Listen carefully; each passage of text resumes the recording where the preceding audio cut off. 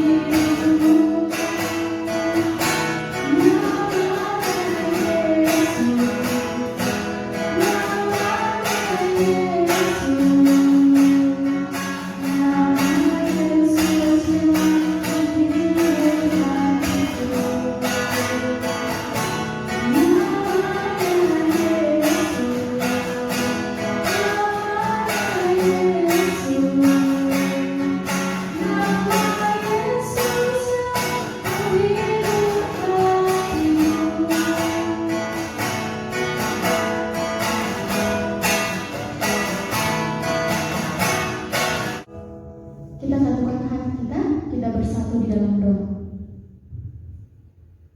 Sungguh kami bersyukur ya Tuhan buat berkat yang baru yang boleh kami rasakan di pagi hari ini.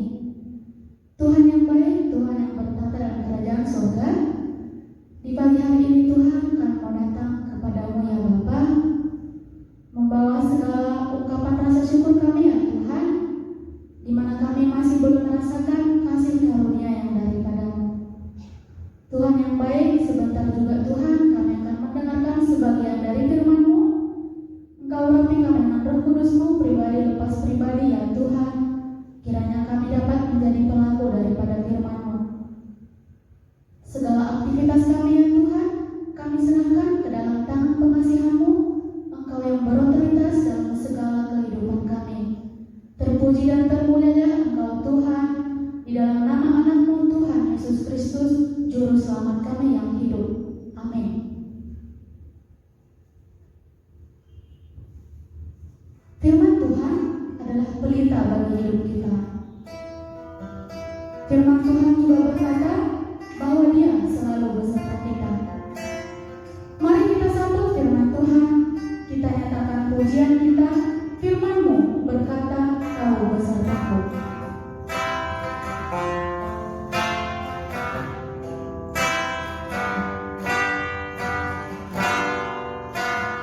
Firman-Mu berkata, Kau besertaku. Maka kuat rohku dan jiwaku. Tangan-Mu Tuhan selalu menantikan. Di setiap langkah aku percaya, dengan sayap-Mu ku akan terbang tinggi di tengah hidup. Ku tak menyerah, Kau kekuatan dan perlindungan bagiku. Pertolonganku di tempat bahaya.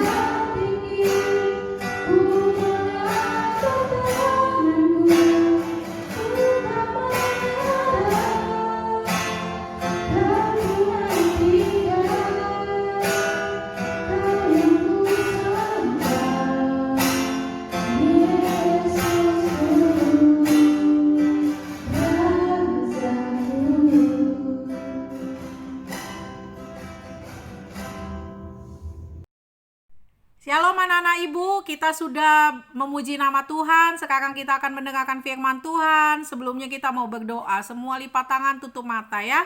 Kita berdoa. Tuhan Allah Bapa kami yang di surga, terima kasih untuk berkat-Mu hari ini. Engkau telah memberkati kami. Sekarang kami akan mendengarkan firman-Mu. Ajar kami Tuhan untuk duduk diam mendengarkan dengan baik. Tuhan, kalau kami sudah memuji nama-Mu, biar puji-pujian kami menjadi dupa yang harum di hadapan-Mu. Sekarang kami siap mendengarkan firman-Mu. Terima kasih Bapa, di dalam nama Tuhan Yesus, Tuhan dan Juru Selamat kami sudah berdoa. Amin. Anak-anak ibu, hari ini kita akan belajar firman Tuhan tentang Hakim Gideon. Kemarin-kemarin kita udah belajar banyak hakim, ya kan? Nah, sekarang Hakim Gideon. Hakim Gideon ini apa kelebihannya? Kita akan belajar dari kitab Hakim-Hakim 6 sampai 8. Tapi karena banyak, kita tidak akan membaca semuanya. Tapi anak-anak harus menyiapkan Alkitabnya di rumah ya. Karena kita akan baca lompat-lompat.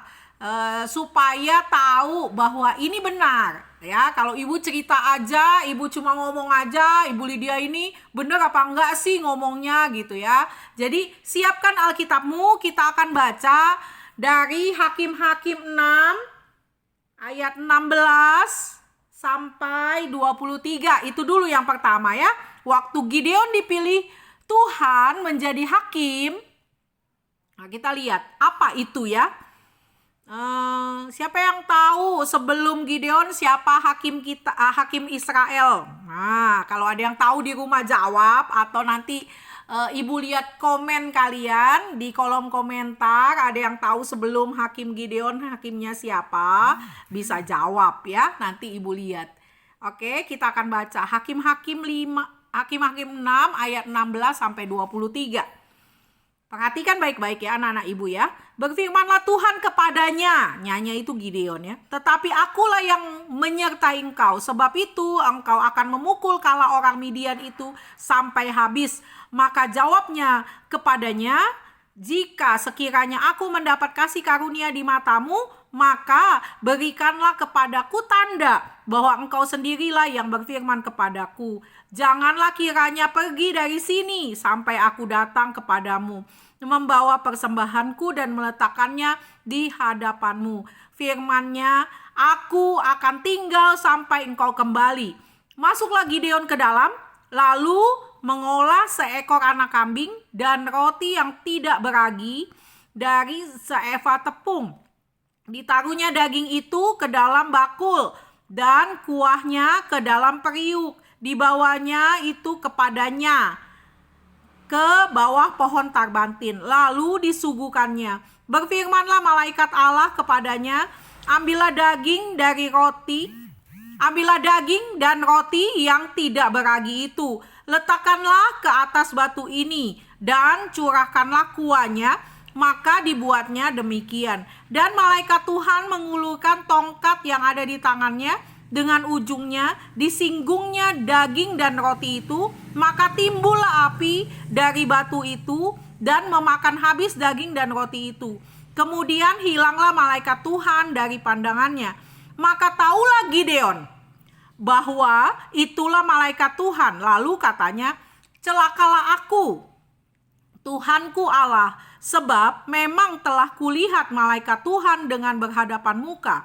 Tetapi berfirmanlah Tuhan kepadanya, selamatlah engkau, jangan takut, engkau tidak akan mati. Ini waktu malaikat Tuhan datangi Gideon untuk memilih Gideon sebagai hakim pengganti ya dari hakim sebelumnya ya. Ibu kasih tahu hakim sebelumnya adalah hakim Deborah. Nah, Deborah punya keunikan sendiri. Dialah adalah hakim satu-satunya perempuan di Israel ya, pemimpin Israel perempuan. Satu-satunya waktu zaman hakim-hakim. Sedangkan Gideon juga punya keunikan sendiri. Ya, dalam kepemimpinan Gideon sebagai hakim waktu lalu kita udah belajar bahwa kepemimpinan di hakim-hakim itu punya ciri yang seperti lingkaran ya, mulai dari punya hakim atau punya pemimpin, bangsa Israel itu menyembah Tuhan. Tapi begitu hakim itu mati, bangsa Israel itu menyembah patung, lupa sama Tuhan. Akhirnya Tuhan marah menghukum bangsa Israel, dihukumnya dengan cara dikasih bangsa lain untuk menjajah, untuk menyiksa bangsa Israel supaya dia sadar bahwa mereka salah menyembah patung. Itulah waktu zaman Gideon ya, bangsa Israel ditindas oleh bangsa Midian. Kemudian ketika bangsa Israel sadar bahwa mereka itu sudah ditindas oleh bangsa Midian, merasa menderita, mereka minta tolong sama Tuhan. Akhirnya dikirimlah Gideon. Waktu dikirim Gideon dipanggil Tuhan tadi tuh ya, waktu kita baca itulah pemanggilan Gideon. Bangsa Israel akan dilepaskan dari bangsa Midian ya. Ini kisahnya Gideon. Jadi Gideon punya kepemimpinan. Nah, kepemimpinan Gideon yang seperti apa sih? Kepemimpinan Gideon tadi kalau kita baca, dia adalah seorang pemimpin yang ragu-ragu, tidak tegas, ya, masih ragu-ragu. Entar bilang tunggu ya di sini, entar bilang aduh aku matilah ini ketemu sama malaikat Tuhan, bagaimana ini? Tapi Tuhan memberikan keyakinan kepada Gideon. Nah, kisahnya Gideon ini uniknya apa, nak? Uniknya adalah ketika Gideon berperang melawan Midian, Gideon dan bangsa Israel tidak menggunakan pedang. Mereka pergi perang bawanya satu buyung. Buyung itu apa? Buyung itu kayak kendi, botol dari tanah liat, itu buyung ya, untuk isi air, itu satu. Kedua, bawa suluh. Apa itu suluh? Suluh itu obor. Obor itu adalah yang kayak lilin tapi besar. Jadi dulu belum ada lampu, pakai obor ya, api yang nyala. Terus sudah gitu yang ketiga sangkakala. Sangkakala itu apa? Sangkakala kayak trompet. Loh, kok Bu, kenapa bawa 3 itu? Nggak ada senjata tajam di situ, tidak ada pistol, tidak ada pedang, tidak ada pisau, tapi bawanya kok lucu ya, bawanya buyung, obor sama apa tadi Ibu bilang? Buyung, obor, dan ada yang bisa jawab? Buyung, obor, dan sangkakala. Oke. Jadi 3 ini yang dibawa. Awalnya Gideon itu ragu-ragu, kok Tuhan nyuruh perang tapi tidak bawa pedang. Dan yang lebih membuat Gideon ragu-ragu lagi, ketika bangsa Israel mendukung Gideon untuk berperang melawan Midian, Tuhan bilang begini. Kita lihat di Hakim-Hakim 7. Hakim-Hakim 7 ayat 2 dikatakan begini. Berfirmanlah Tuhan kepada Gideon, terlalu banyak rakyat yang bersama-sama dengan engkau itu daripada yang ku kehendaki untuk menyerahkan orang Midian ke dalam tangan mereka. Jangan-jangan orang Israel memegahkan diri terhadap aku sambil berkata, tanganku sendirilah yang menyelamatkan aku. Itu kata Tuhan kepada Gideon. Jadi Tuhan bilang gak usah banyak-banyak. Nanti bangsa Israel itu sombong, bilang nanti aku yang menang perang gara-gara aku sendiri. Bukan itu Tuhan mau. Jadi bangsa Israel itu berperang karena banyak, disuruh pulang. Jadi Gideon bilang gini sama bangsa Israel itu, siapa yang takut pulang? Pulang. Yang pulang 22.000. Udah pulang 22.000, Tuhan masih bilang, Gideon itu masih kebanyakan. Suruh minum katanya, minum di sungai. Ada yang minum airnya pakai tangan, diambil airnya pakai tangan, dimasukin ke mulut. Ada yang langsung, jadi mulutnya yang ke sungai, ambil airnya. Nah Tuhan bilang yang ambil langsung dari mulut langsung ke sungai, suruh pulang. Jadi yang ikut Gideon berperang adalah orang-orang yang mengambil air pakai tangan terus ke mulutnya. Itu jumlahnya nak cuma 300. Dan Gideon sempat bingung, 300 ngadepin orang Midian yang begitu banyak. Dan tidak boleh pakai pedang. Tuhan suruhnya pakai buyung, obor, dan sangkakala. Bagaimana caranya? Itulah caranya Tuhan. Walaupun Gideon ragu-ragu, tapi Gideon akhirnya menetapkan hati bahwa dia harus pergi berperang. Dan Tuhan menyertai Gideon. Gimana Tuhan menyertai Gideon ya? Kita lihat. Hakim-Hakim 7 ini kita lihat di ayat 15. Kita akan baca. Di ayat 15 sampai ke 20 ya, saya bacakan. Segera sesudah Gideon mendengar mimpi itu diceritakan dengan maknanya, sujudlah ia menyembah. Kemudian pulanglah ia ke perkemahan orang Israel lalu berkata, bangunlah sebab Tuhan telah menyerahkan perkemahan orang Midian ke dalam tanganmu. Sesudah itu dibagikannya ke 300 orang itu dalam 3 pasukan, dan ke tangan mereka semua diberikan sangkakala dan buyung kosong dengan sulu di dalam buyung itu. Dan berkatalah ia kepada mereka, perhatikanlah aku dan takutkanlah seperti yang kulakukan. Ya, lakukanlah seperti yang kulakukan. Maka apabila aku sampai ke ujung perkemahan itu, haruslah kamu lakukan seperti yang kulakukan. Apabila aku dan semua orang yang bersama-sama dengan aku meniup sangkakala, maka haruslah kamu juga meniup sangkakala sekeliling seluruh perkemahan itu dan berseru, demi Tuhan dan demi Gideon. Lalu Gideon dan ke-100 orang yang bersama-sama dengan dia sampai ke ujung perkemahan itu pada waktu permulaan giliran jaga tengah malam, ketika penjaga-penjaga baru saja ditempatkan. Lalu mereka meniup sangkakala sambil memecahkan buyung yang di tangan mereka. Demikianlah ketiga pasukan itu bersama-sama meniup sangkakala dan memecahkan buyung dengan memegang obor di tangan kirinya dan sangkakala di tangan kanannya untuk ditiup, serta berseru, pedang demi Tuhan dan demi Gideon. Sementara itu tinggallah mereka berdiri masing-masing di tempatnya sekeliling perkemahan itu, tetapi seluruh tentara musuh menjadi kacau balau, berteriak-teriak dan melarikan diri. Sedang ke-300 orang itu meniup sangkakala, maka perkemahan itu Tuhan membuat pedang yang seorang diarahkan kepada yang lain. Lalu larilah tentara itu sampai ke Betsita, ke arah Serera, sampai ke pinggir Abel Mehola dekat Tabat. Coba bayangin, nak, perang hanya menggunakan sangkakala, buyung, dan obor. Ya, caranya seperti itu Tuhan suruh.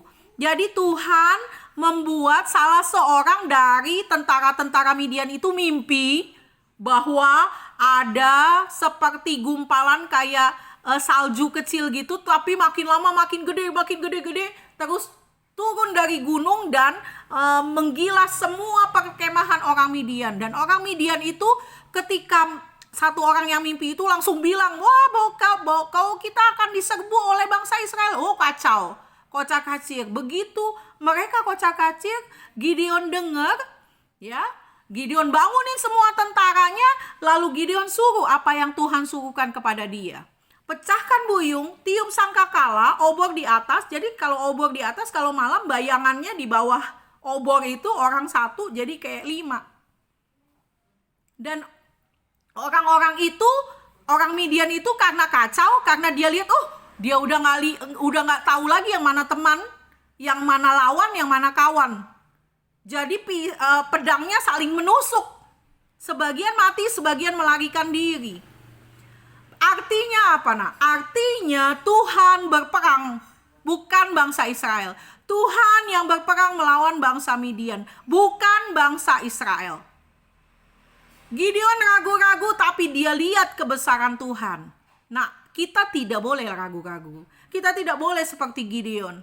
Kita sudah tahu kebesaran Tuhan dari mana? Dari baca firman Tuhan. Baca Alkitab setiap hari kita akan tahu kebesaran Tuhan. Perbuatan-perbuatan besar yang dilakukan Tuhan setiap hari di dalam kehidupan kita itu adalah perbuatan-perbuatan yang besar. Ya, contoh, kita bangun pagi, kita masih bernafas, itu adalah perbuatan Tuhan yang besar. Itu udah harus kita syukuri. Bisa aja kan kita tidur dan gak bangun lagi. Itu udah perbuatan besar, nak. Bukan berarti kalau berkat Tuhan itu harus punya duit banyak, bukan. Bukan berarti kalau berkat Tuhan itu kita harus punya banyak uang, banyak rumah, banyak mobil, itu baru diberkati, bukan. Kesehatan yang kita punya, penjagaan Tuhan dari virus yang ada sekarang, itu sudah berkat Tuhan. Dan kita tidak boleh meragukan kasih Tuhan, kita tidak boleh meragukan kesetiaan Tuhan atas kehidupan kita. Hari lepas hari kita rasakan itu. Dan kita harus memimpin diri kita sendiri. Seperti Gideon memimpin bangsa Israel, mempercayakan semuanya kepada Tuhan. Berperang tanpa pedang. Tidak ada orang sampai sekarang yang berperang tanpa pedang kecuali pasukannya Gideon. Ya, cuma pasukan Gideon. Kenapa? Karena ada Tuhan di dalamnya. Kita bisa nggak? Bisa. Kalau ada Tuhan di dalam kita, kita bisa mengalahkan kedagingan kita.